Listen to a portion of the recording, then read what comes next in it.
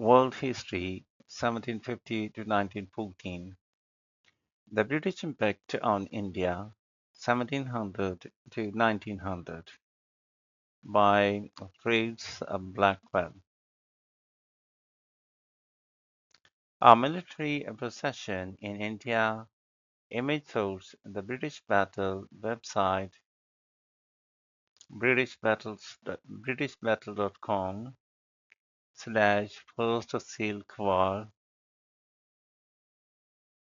Firoz Shah, something like that. Okay, so this is going on elephants and horse and the people sitting on the elephant, I think maybe the king. Okay, let's move on.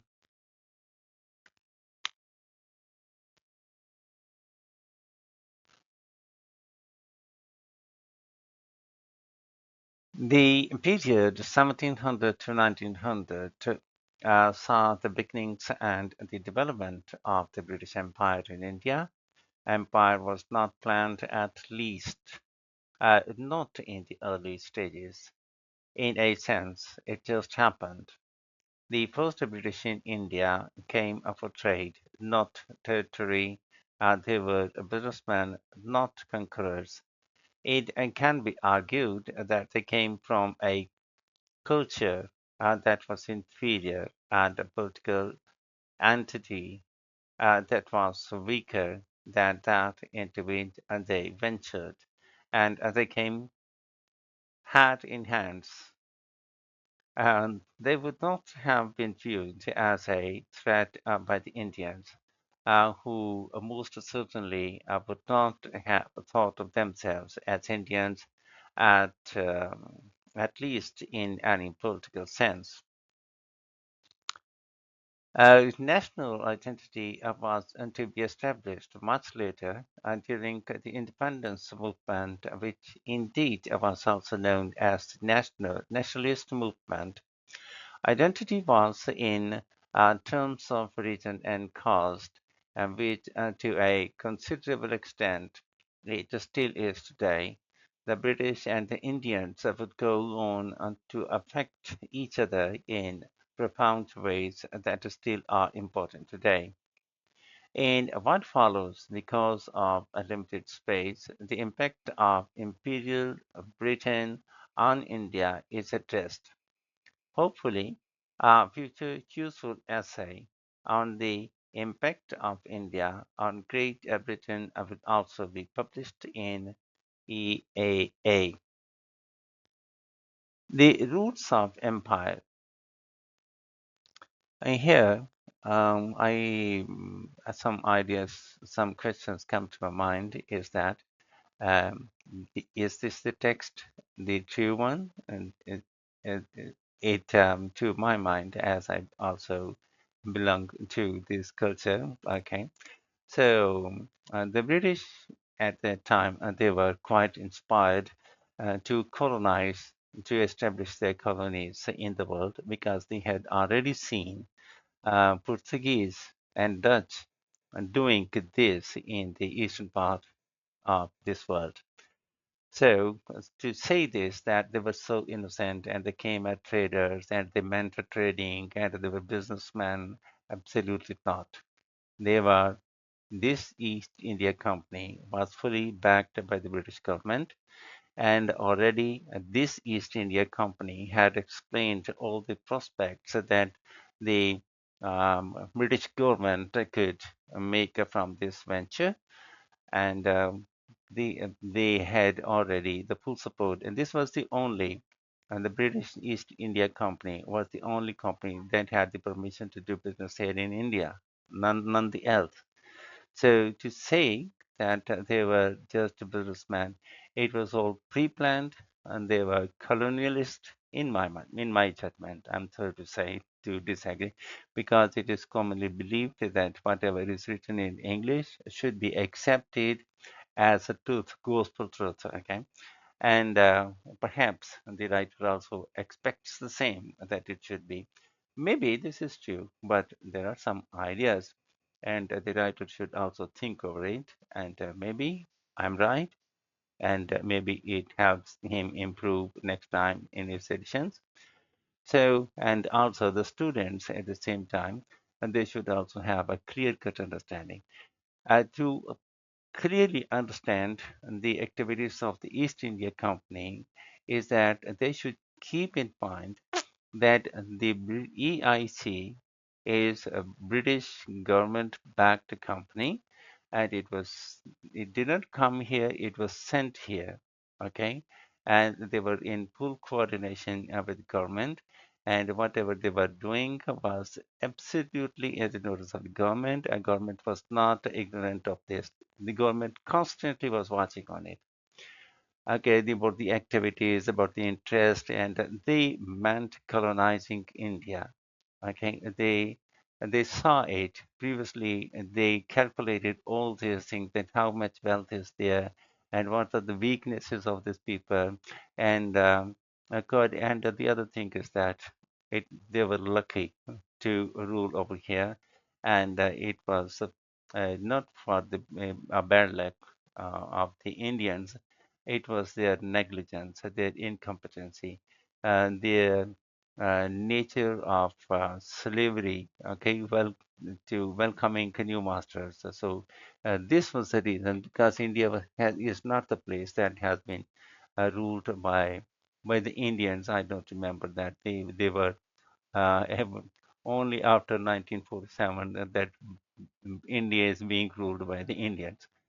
Before this, you can see that mostly this part of it, this part has been had been ruled by the invaders, okay, or they were left to their own to as the same as their crops when they ripen up and somebody comes and cut it, reap it, reap the harvest, and goes back, and Indians are left to regrow it once again. So this type of painted mentality, and they, what I should say, um, Indians, we see both countries, not only Indian means Bharat, Indian Pakistan, and this area especially. You can also go to all the Indian territories in the time of the British Empire. You can say all these Indians, they are silly. They don't fight for themselves. They always depend on others. So, for example, India relies on Russia, Pakistan relies on America, and some other countries, and maybe relying on China. And they, 50 years now, that they are buying their weapons and technologies from other countries. They are not paying full attention to develop their own technologies. Okay, why buy technology from other countries? Everything is there and science is everywhere. I think, but only thing is that they need to have a spirit to fight for themselves. The lack of that spirit, because they're not ready to fight for themselves. So this is the reason that, of course, they will have to keep a guard. Okay, when you cannot protect yourself, you need a guard, and then it is up to the mercy of the God that how far that you go say with that. Anyway, so this is my just commentary. I was inspired to say this, and let's move on with the text. So to understand the whole thing, the British came here to colonize India, and they managed to do this because of the um, nature of the Indians. They were born slaves, and they are permanent slave. Okay, they are slave even when they are free. So this was the main reason. Otherwise, they want to win the battle through some clever schemes, through some speech or things like this. But battle is a battle, and they need to get ready for that. In the battle, there's bloodshed, and they die, people die, people are crushed, people are moved. So the Indians, they need why other people, people from other countries should come here and die for them. Okay, the roots of empire. While there is no 1492 type date of the commencement of empire, 1757. The date of the Battle of Plassey is often used. The date of the British takeover of Delhi, 1803, is symbolic. The British occupied the Mughal capital and were not to leave. The empire was neither uniform, different policies responding to different events in different parts of India, nor static. It was upon the British and the Indians almost before they realized it. Its effects were ambiguous and ambivalent. A recent catalog advertising DVDs said about a presentation entitled The British Empire in Color. The British Empire brought education, technology, law, and democracy to the four corners of the globe. It also brought prejudice, discrimination, cultural bigotry, and racism. Uh,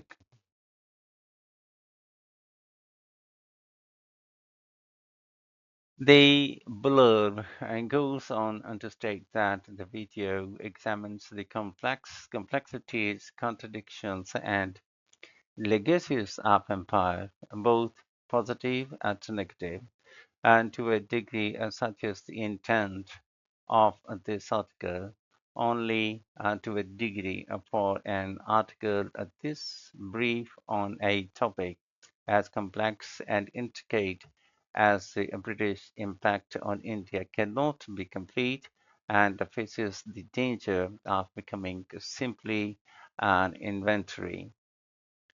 Trade and power. In 1600, a group of English merchants had secured a royal charter for purposes of trading in the East Indies. The Dutch, however, had fairly well sealed off trade in what is now Indonesia, and the Merchants Company, which was to become known as the East India Company.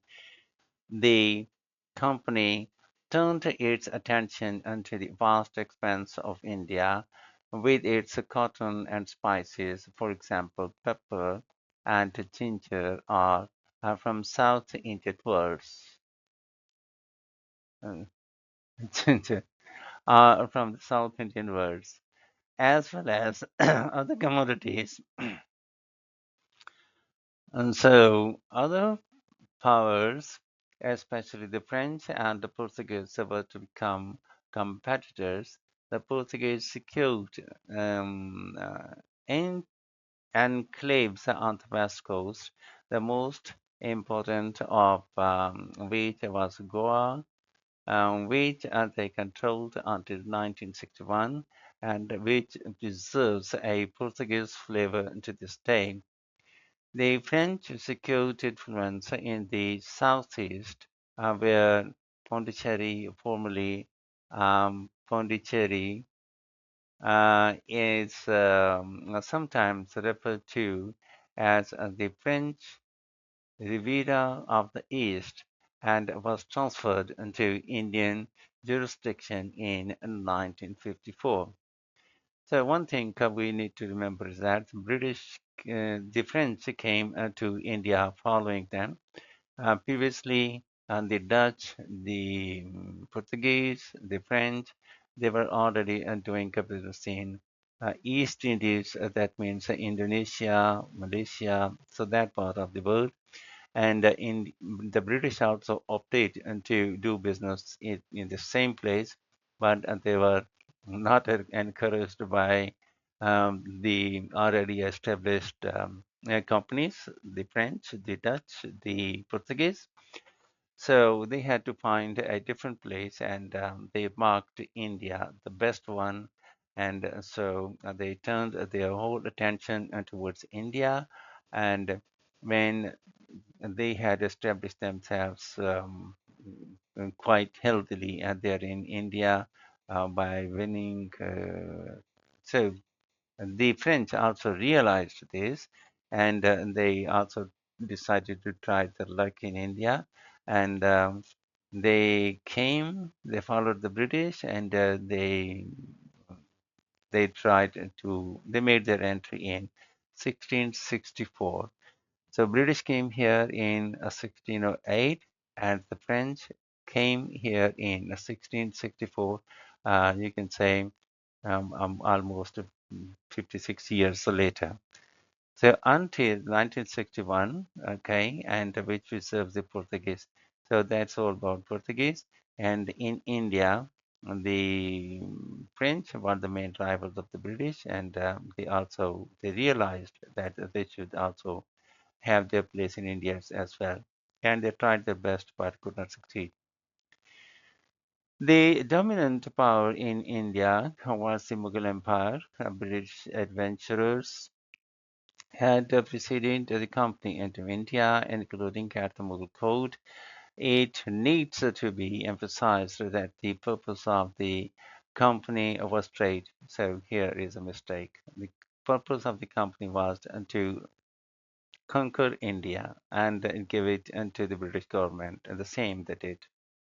Okay, they were disguised as traders. Okay, they were absolutely conspirators, and they made a lot of conspiracies in India. And the whole history after that, that is, the British did this because of that, the British did this because of that. Always they were finding excuses. And if they had come for a trade, so why war? Okay, trade is only in the peaceful atmosphere. And the British from the very beginning, okay, continues looking for opportunities. They invaded war against the uh, Aurangzeb, and they waited for the Aurangzeb to die.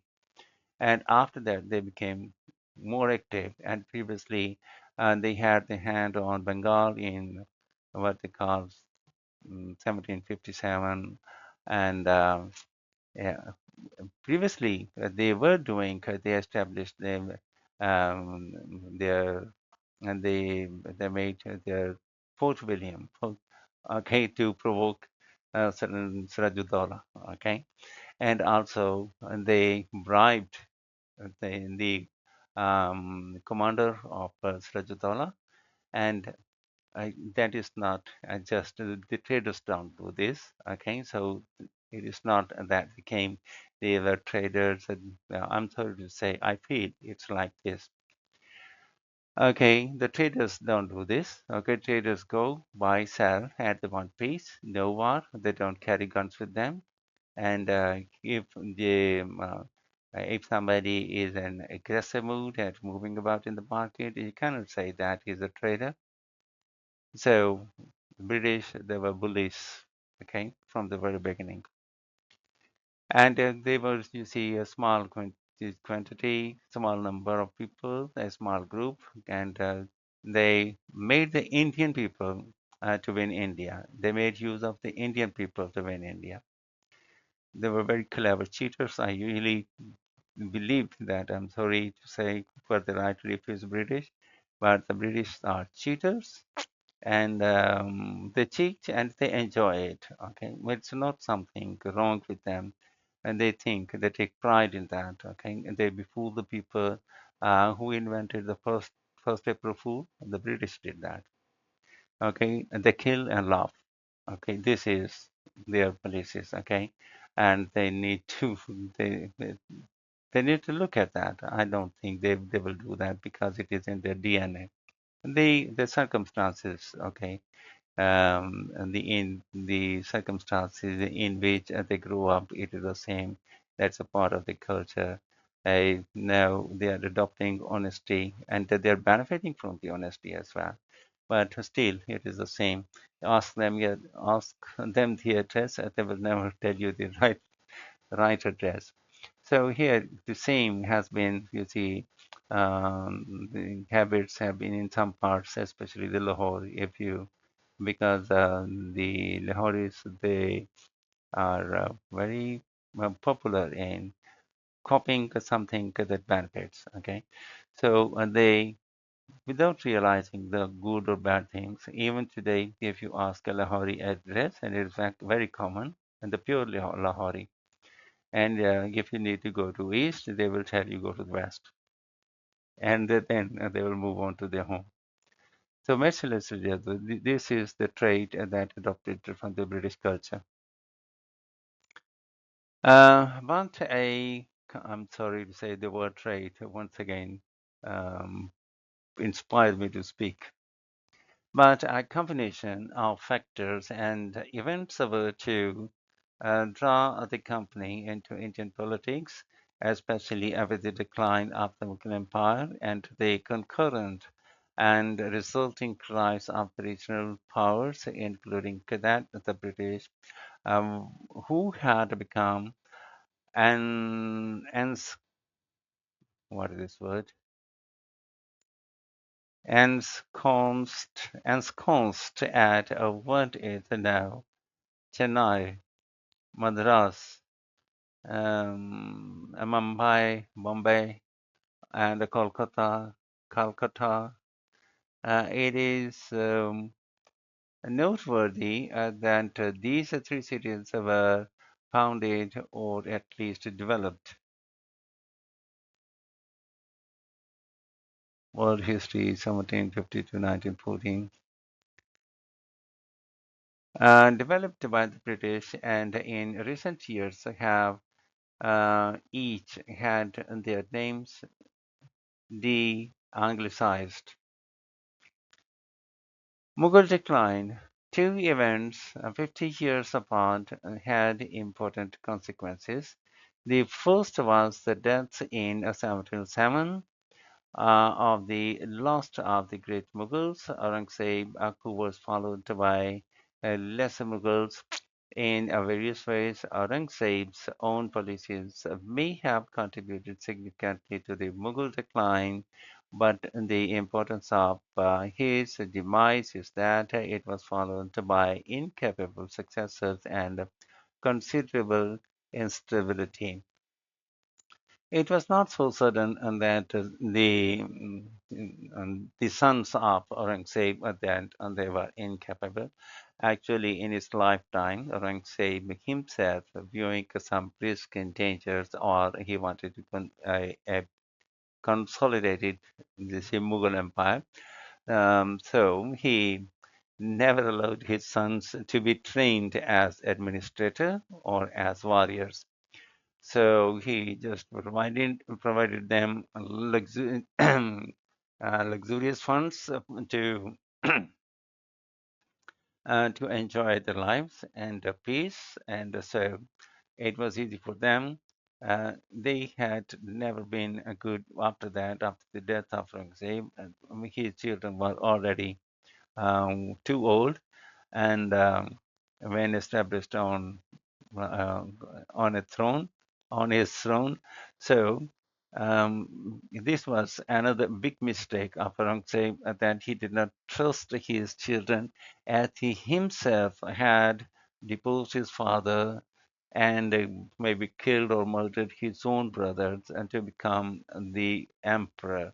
So, for this reason, that he did not allow any opportunity to his children and to be able to depose him. So that was a big mistake. India did not realize that who would rule after his death.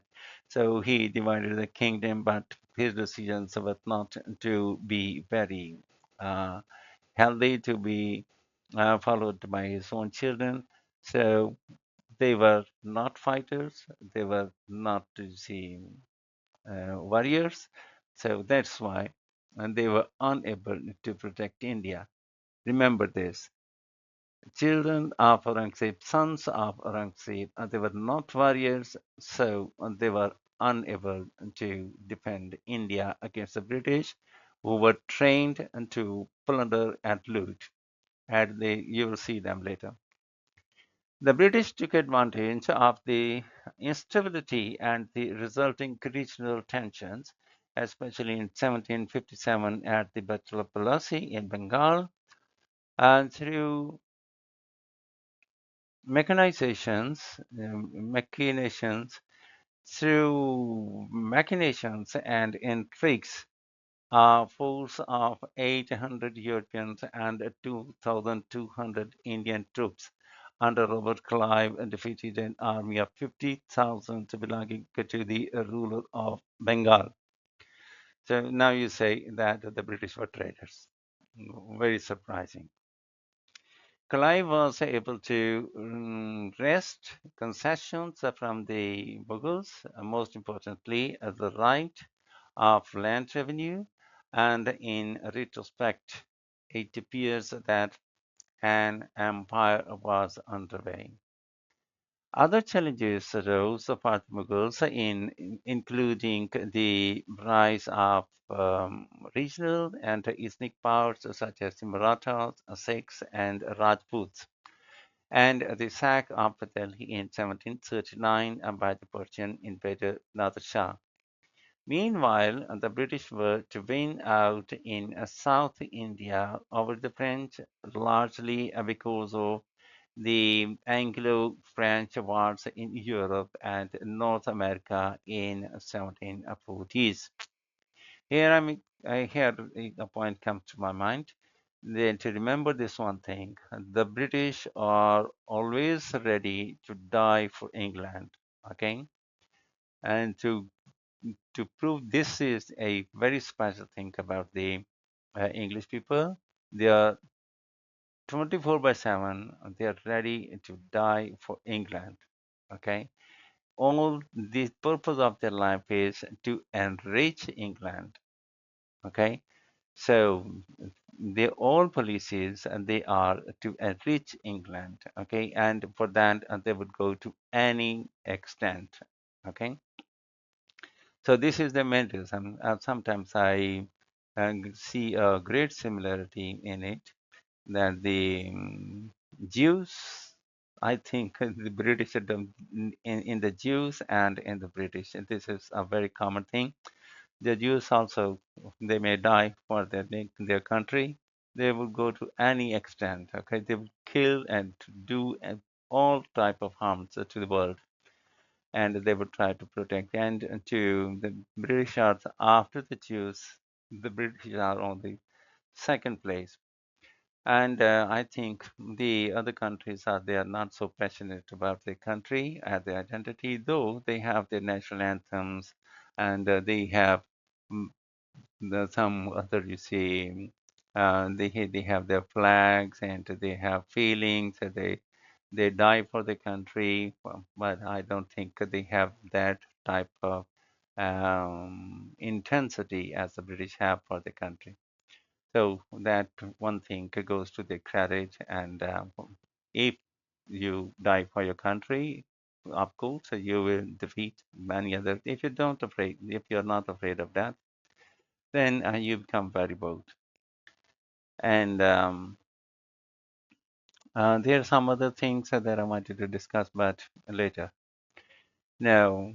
So this was one reason the British came to India. They wanted to plunder it to enrich England, okay, to facilitate the English government, not the British people, the British government. The British government is sincere to the British people. How far, I don't know, but it is that it is there. It is very customary about the English people that they are least burden on the government, okay. You will often see that they pay taxes very honestly. They follow the rules. They never think of sometimes some as a pleasure, as a fun. Maybe the British also practice their cheating within their own country and within their own society as well. And but apparently they try to be very fair and in give and take, but sometimes wherever. These were the British were the people who promoted slavery, buying and selling people, human beings, and from they took them from Africa and sold them in different places. Okay, so they have that kind of clever and sometimes I feel a satanic mind. Okay, but to their advantage, much to their advantage. Of course, the Indian people learned a lot from them. I don't think that they learned anything from them. Okay, whatever they made, and they left it they made for their own use, but of course they could not carry it back. For example, railway system or the communication system, they could not carry back, or they did not think, they didn't have that much wisdom to roll it up. And so, in a way, innocently, they were kind enough to the Indians to leave all these systems, the railway system, the communication system, to the Indian people. The company's increase in power. So, okay, it's a prayer time. I will continue a little later. I'm going to stop it for a while. I will continue it later. The company, the company's increase in power and territory did not go unnoticed in London. In 1792, the company applied for a loan from the government, which Parliament provided, but with a certain test. The Regulating Act of 1793, the first of a series of acts reigning in the company through parliamentary supervision. Nevertheless, Arthur Wellesley, as a Governor General 1797 to 1805, exercised his intention to make the company the paramount power in India. He was able to suppress what French influence remained, except for some small enclaves, such as Pondicherry, and to remove powerful Indian forces in both the north and the south. The British, that is the company in India, and they too were now to be almost synonymous until 1858, were paramount, and they developed a bureaucratic infrastructure employing cooperating Indians who came to constitute a new urban class. The title of Governor General had been bestowed upon the governor of the Bengal Presidency, Calcutta, who had been granted power and rank over the governors of the Bombay and Madras presidencies. This arrangement, provided in the Regulating Act, was felt to be necessary because of the long distance between London and India. The Suez Canal did not yet exist, and the convenience of dealing with the governor rather than three, one governor rather than three, an administrative step toward unity, which certainly aided the arrangement for empire. The series of acts passed by Parliament banned private trading on the part of company employees and separated judicial and administrative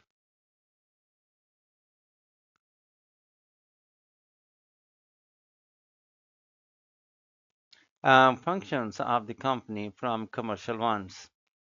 The attempt was to regulate taxation, justice, rule, and bribery, the last being viewed by company servants as an indispensable features of uh, doing a uh, business in India. The company had acquired considerable political power, although consisting of only a fraction of 1% of the population of the subcontinent, or more people than there were in England.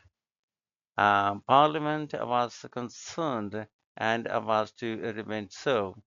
Empire may not have been at this early stage a governmental declaration, but the wheels were in motion and Parliament became a core part of it all. The India Act of 1784 created a council of six commissioners, including the Chancellor of the Exchequer and a newly created Secretary of State for India. This group was constituted above the company directors in London. With the transition of a company into the role of ruler, the Britain attitude towards the Indians. Here, one other the point that came to my mind about the Britain. About the British, this is very common observation that they are merciless people. Once again, I say the British are merciless people. They have no mercy in their DNA. Okay, there is a word mercy in them. Okay, but practically they don't have any feelings. They are absolutely business-minded people. They move on business. And the other thing is that they are very revengeful as well. And if you hurt them, they will never forgive you. Okay, pardoning, forgiving is not the nature of the British people, and they always and the another important thing about the British, they very honestly accept their defeat. When they are defeated, they don't make excuses. It was because of this. It was they always think it was their mismanagement and they need improvement. And they accept their defeat and they make improvement and they come back to win. And these are some common traits that have been noticed in the English DNA. Okay. And of course, they are proud of themselves.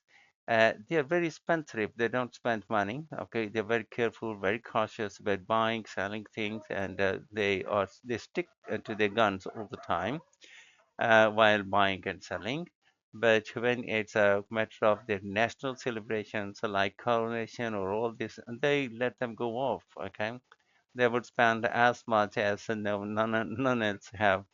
Even the Indians, they don't waste money like that, and though they are very spendthrift and they're very poor, they spend money, a lot of money, on um, the small events like birthdays or the.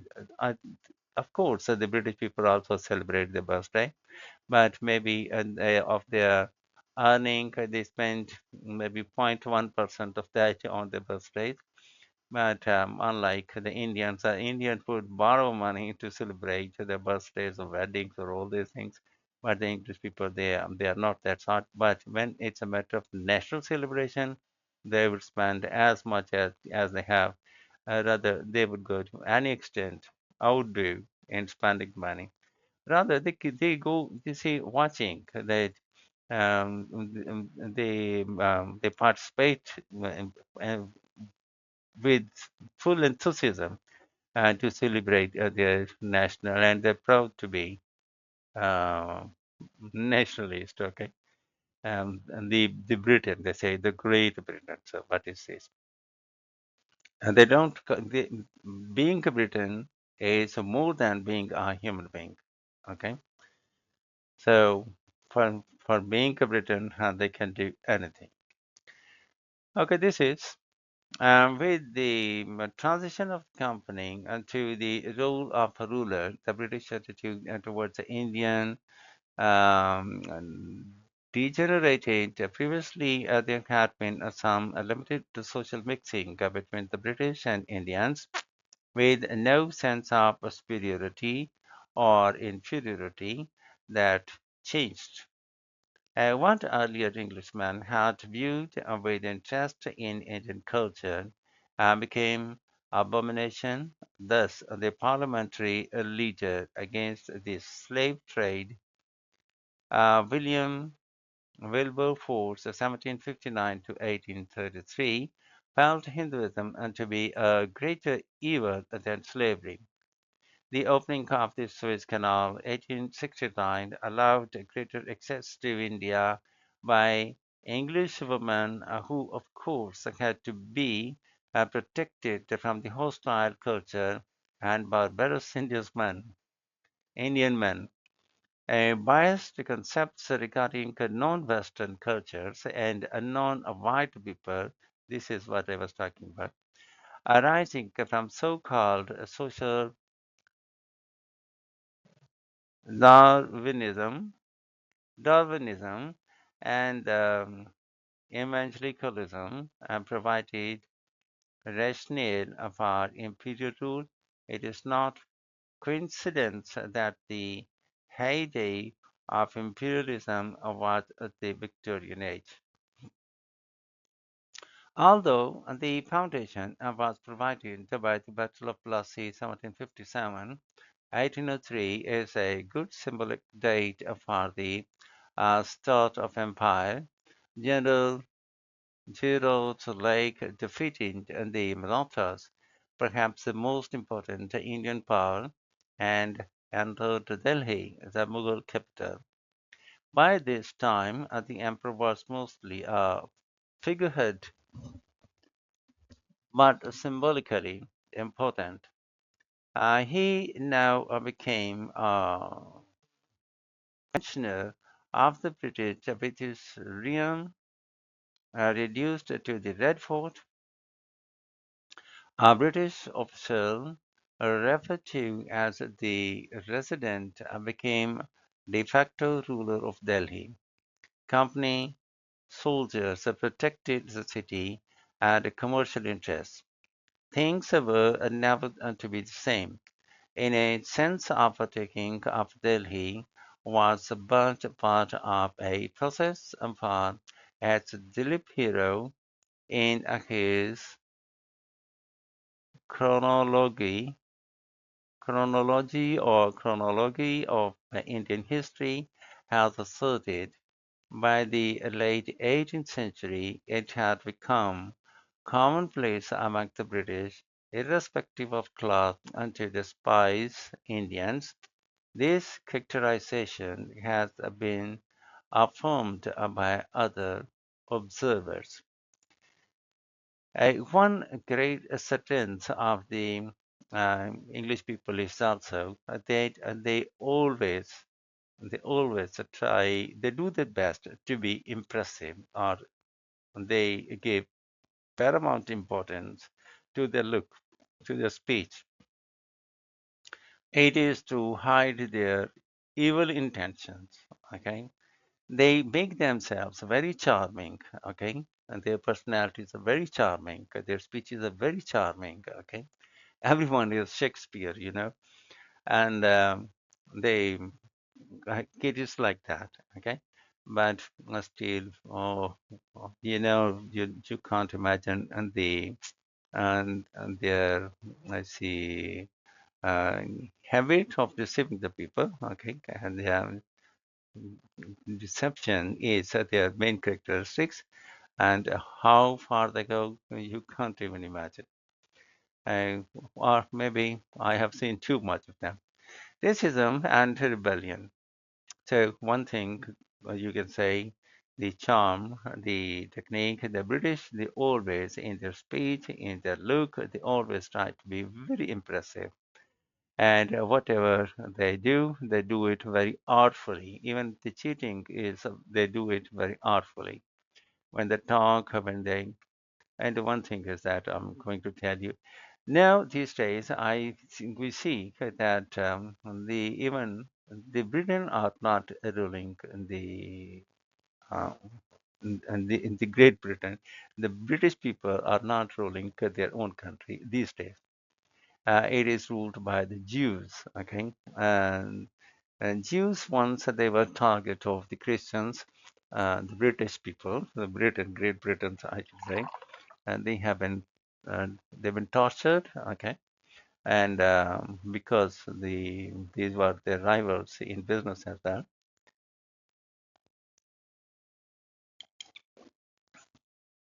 No, uh, they have given a chance to the Jews to rule their country, and it is because that they have a lot of investment in England, and soon you will see that these British will do cheating with the Jews as well. Okay, they have made them believe that they are the rulers, and their policies are valid in England, But in short while, you will see that the same Britain, and they would uh, deprive them of their investments which they have made in England. I don't know how far it is secure in other countries, but in England, the investment, the Jewish investment, is not very safe. Though at present, England is saying yes to all the policies that the Jews, the Israelis make, but time is coming when they will realize that the Jews made mistake and to trust the Britons. Okay, I believe so. Maybe this is not the things go the other way, but here's my feelings. Racism and rebellions. Racism is a core characteristic of the British. Yes, so whatever I was thinking, it has been certified. Racism is a core characteristic of the British Empire in India, or as it came to be known, the Raj, from a Sanskrit word, which found its way into vernacular languages, the meaning to rule over or the sovereign who does so. Historically, the term was applied to Hindu kings as Raja or Maharaja, great king, while implying a political superiority. It did not have racial implications. Cultural and political factors were to add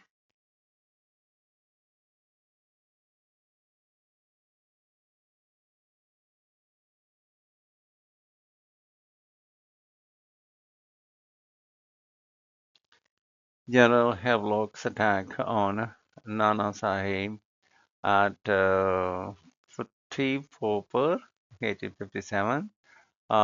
Steel engraving by the London Printing and Publishing Company, late 1850s.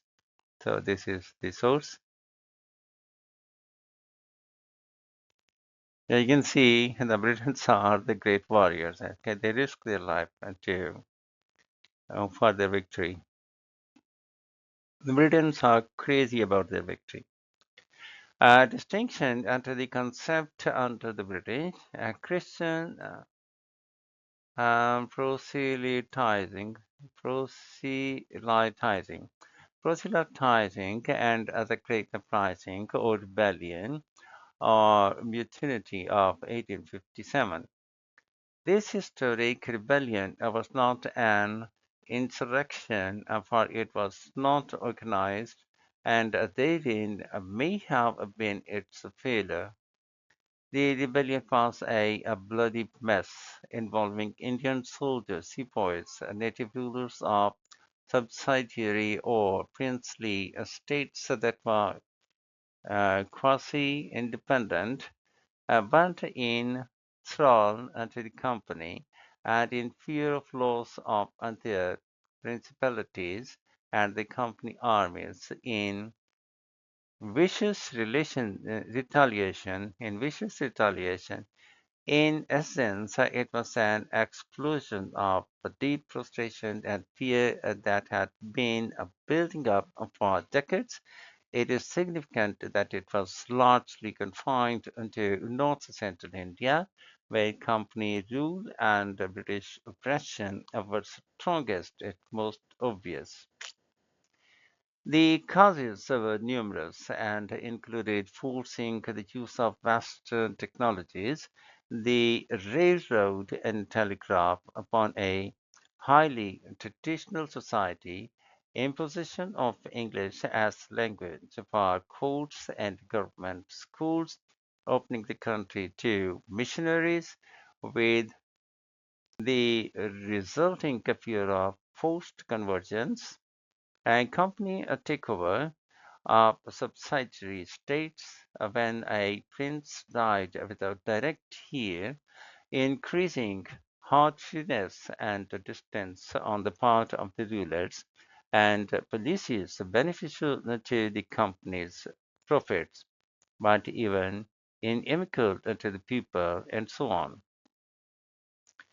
The spark was in the introduction of the and field rifle to the sepoy ranks, which necessitated handling of cartridges packed in animal grease, anathema anathema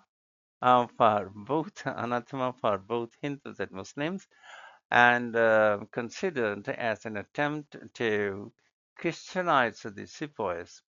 Atrocities became commonplace on both sides and were to be repeated by the British in the Amritsar massacre of 1919. The rebellion, I told you that British are merciless, okay, for their survival, for their pride, not for even for their survival, for their pride, they would go to any length. They won't accept defeat. They fight to the best, to the maximum, okay, and no pardon, no mercy whatsoever. The rebellion and the gruesome reaction and to it were atrocious enough, atrocious enough, but as Maria Misra has observed, the aftershock of the rebellion was, if anything, even more influential than the event itself. A curtain had fallen, and the two sides would never trust each other again. British disdain increased, and for the Indians, resentment festered. Yet, oddly enough, Western influence was electrically accepted by many upper-class urban Indians to a large extent in imitation, but also means into and a result of upward mobility. The apparent anomaly of interest in things Western is best illustrated by Calcutta, one of the three early centers of company presence. The others were Madras and Bombay, cities that built up around the company's commercial establishment.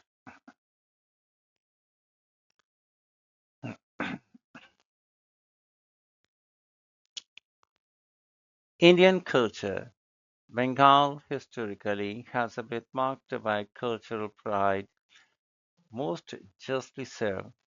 Its position in Indian culture has been compared with that of Italy in European culture. Given a different historical situations, the comparison might have gone the other way. Western impact was central into Calcutta, particularly noticeable in its architecture, the capital of British India, and provided the impetus for what is known as the Bengal Renaissance. As in Florence, it was business that made a revival of the arts possible. In the case of Bengal, the revival involved religion as well. An almost perfect paradigm, paradigm is that of the Tagore family. The one found was Davarkanath Tagore, 1794 to 1846, an entrepreneur with British partners and British friends, including women. His association with the relative freedom of Englishwomen, in contrast to the rigidly orthodox outlook of the woman in his household, resulted in part with his becoming a strong advocate of female education. The fortune he accumulated enabled his years to pursue other interests. Dwarkanath's son, Debendranath, 1817 to 1905, was active in social and religious reform, especially in the revitalization of Hinduism, largely in response to missionary activity resulting in conversion of Hindus to Christianity. He was also active in the 1850s in forming the British Indian Association, a former of the Indian National Congress, a forerunner of the Indian National Congress. Rabindranath was the father of the famed Rabindranath. Rabindranath was the father of the famed Rabindranath, 1861 until 1941, as artistic genius and winner of the Nobel Prize for Literature in 1913. Several other Tagores were active in the arts and influential in the revitalization of Bengali culture. A fascinating example of this revitalization is a style of painting dating from about 1800. Kaligh's painting originated around a temple dedicated unto the goddess Kali in a neighborhood near the Hooghly River. The subject matter was in part religious, but in a sensual manner, and it also focused on daily life. Our favorite topic was the Babu, who in this context was a quasi-westernized dandy obsessed with shady women. The term Babu has many connotations as a form of the art anticipated some Western developments, but received little recognition from Westerners, and the general attitude being reflected by John Ruskin's dismissal of all Indian art as that of heathen people. Missionaries showed a negative interest, viewing the painting as a children and evil at the same time. And the art was an urban twist upon folk tradition, yet with its own freshness and uniqueness. After 1857, there were decisive changes as a result of 1857. The Mughal dynasty was terminated as a Wasi company. The British government took over direct rule, replacing the company's administrative apparatus with the Indian Civil Service, which became the Indian Administrative Service after independence. In here, once again, say that the Indian people are slavery-loving people. Why they didn't have their own constitution, their laws immediately after winning? They should already have been considering this since they were demanding for freedom. They had sufficient time, and during this while, they could develop a constitution of their own. But they believed that the British constitution was perhaps the best, and the little amendments would, with the little amendments, it would be good enough for. And even since then, UK, that's about a century is gone, that the same constitution is working in one form or the other, and which became the Indian Administrative Service after independence. In 1877, Queen Victoria was proclaimed Empress of India, a symbolic exclamation point. Wow. Governor Generals are popularly referred as viceroys after 1858 came Advent, but the direction remained clear. Imperial rule for the profit of Britain. Yes, this is imperial rule for the profit of Britain, not for the welfare of the people of India. Okay, so this is gold lines. Okay, yeah, hats off to this. Okay, and this was shown even in the. So this is the policy of the British from the very beginning. They came in the guise of a traitor. Okay, Imperial rule for the profit of Britain, not for the welfare of the people of India. Golden words. The whole history to describe.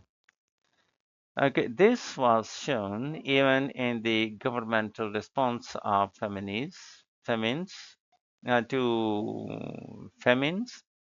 and India became represented as a jewel in the crown with the formation of the International Congress, or simply Congress. Some half-hearted concessions to change and inclusion occurred, albeit always seeming to be too little too late. The organization, curiously initiated by a retired British officer, might have seemed important at first, but it did demand that the government should be widened and that the people should have their proper and legitimate share in it. Perhaps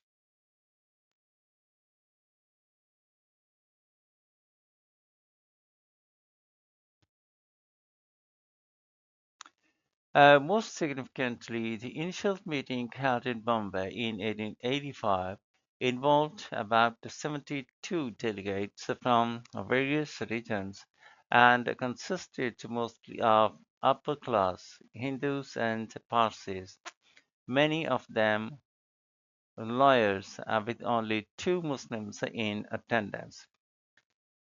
It was through this organization, under the leadership of lawyers such as Motilal Nehru and his son Jawaharlal, India's first Prime Minister, and M.K. Gandhi, that India achieved independence. Such a meeting, let alone the organization itself, or for that matter, the nationalist independence movement, would not have been possible had it not been for the English language as a lingua franca, which stemmed from the 1835 decision by the Governor General to make English the official language of instruction. That decision opened a can of worms. Men educated in English law saw the possibilities of constitutional democracy. No one Indian language could claim the majority of speakers, and English provided the bridge that made communication possible between the educated from different parts of India. The importance of this development cannot be overemphasized. Related developments including the establishment of universities, early in 1857 in Bombay, Madras, and Calcutta, are vibrant, aid often censored the press and the Indian literature in English. These all are evident and thriving yet today, and strongly so. The most important development might well have been that of nationalism, an attempt to override the British policy of divide and rule, which played on Hindu Muslim antipathy. Of course, the creation of Pakistan showed that the dream was not completely successful, yet India today is a successful democracy, and the nationalist movement did bridge the diverse cultures and languages, the religious sects and castes into a new identity, Indian. Conclusion. To date, 1900 makes a good closing point. In 1899, Lord Curzon, the most imperial of the viceroys, became Governor General, and in 1901, the Queen Empress Victoria died. The Empress Victoria died. The post 1857 developments were, of course, designed to keep empire supreme, but British tradition opened doors within the empire and did so in spite of empire, and that is the use of the Magna Carta by an Indian teacher in the classroom. Further, they really did not develop a coherent approach toward rule. The late Raghavan Iyer found it to be a mix of trusteeship, utilitarianism, platonic guardianship, and evangelicalism. The focus was on administration, not development, and that by as small a cadre as possible, Stalin is said to have observed that it was ridiculous that a few hundred Englishmen should dominate India. Actually, the few hundred numbered just over 1,000, of whom one-fifth were at any time either sick or on leave. This over a population of about 300 million in what is now India, Pakistan, Myanmar, and Bangladesh, although certainly not as cruel as the Bengali Belgians in the Congo, and the servants of the Raj and their compatriots, families, businessmen, missionaries, etc., about 100,000 in 1900 were viewed as lofty and contemptuous, and they had their moments of cruelty as well. The empire was a mix of the white man's burden and a mob. We are your mother and father. Mix is okay here. A few hundred. It is absurd that a few hundred English people they managed to rule over India. It is not their what I should say their bravery that they managed to do this. It is the slavery nature of the Indian people that they managed to do this.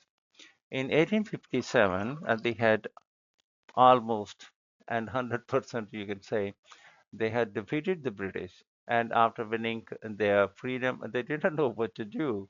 They were looking for a master. So they themselves welcomed them back. If they had united, it was the British were gone in 1857. And the same is there from the very beginning when the British they fired a few shots from their rifles, and you can say they the Indians they were terrified or horrified, and they gave way. And in spite of all this, the why then the British and they started conspiracies and they bribed the people to win them over. So this is one strong point. The yes, the Indian peoples are very greedy as well, and they have you see a kind of in our local language we call them Sheikh chili type nature. Okay, for example, they are always ready to have high hopes about others. So they always had a high hope and to become the British, the free, the important, and the still that they're doing the same even today. So these was the weakness of the weak points of the Indians. They were slavery-loving people, and they always looked for a master to come to protect them, to feed them. So for this, but the Indian and the British, they manipulated them, they exploited the whole situation, and to their own benefits, of course. And as I told you, they were merciless as well, and they always targeted, they were nationalists, and they could die for the victory. And when there is a matter of their national interest, they won't care for their life. Okay, they would love to be come into the history. Okay, by cheating, by defeating, by whatsoever means, and they were prominent. So for this reason, and the other thing, the British people they have great patience, remarkable patience. Okay, they always wait for the chance when they cannot. Here they are very much like the fox nature. Okay, they wait for the opportunities. They keep watching when there is a chance that they they begin to snatch upon the prey. So it is the same that a lion kills a cow and and the the fox enjoys it after that. So when all these Indians they've been fighting among themselves, or they were defeated by Nader Shah, they were defeated by Ahmad Shah Durrani, and then the British came to take place, okay, to eat the rest of the, and you can imagine if they had come to power earlier to Nader Shah or Ahmad Shah Durrani, how much wealth they would have amassed from India.